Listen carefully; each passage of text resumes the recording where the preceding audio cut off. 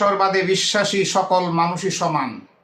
তাই তো সিনাগন, প্যাগোডা ও গির্জায় উপাসনা করছে ইহুদি, বৌদ্ধ, খ্রিস্টান। হিন্দুদেরও বিশ্বাস সবকিছু নিয়ন্ত্রণ করছে সেই একই ভগবান। মুসলিম নামক সম্প্রদায়ের মিথ্যা দাবি, আমরা আনছি শুধু আল্লাহর প্রতি ইমান।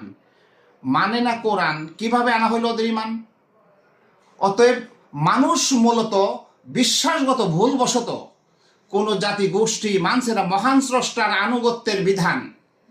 জন্মসূত্রে প্রাপ্ত সকলেই পালন করছে শুধুমাত্র নিজ নিজ উপাসনা অনুষ্ঠান।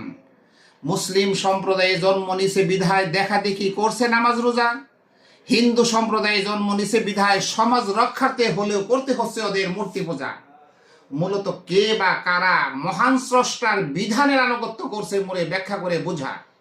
অতএব ভবে উপাসনালয় আছে যত, প্রকারান্তরে সকলেই হচ্ছে কোনো না কোনোভাবে নত বা প্রণত। কোনো ব্যক্তি বা জাতি গোষ্ঠী যদি মহান স্রষ্টার পানে নত হইতে পারে যথাযথ, তাদের দ্বারা কি আর করা সম্ভব? অপকর্ম চলছে যত।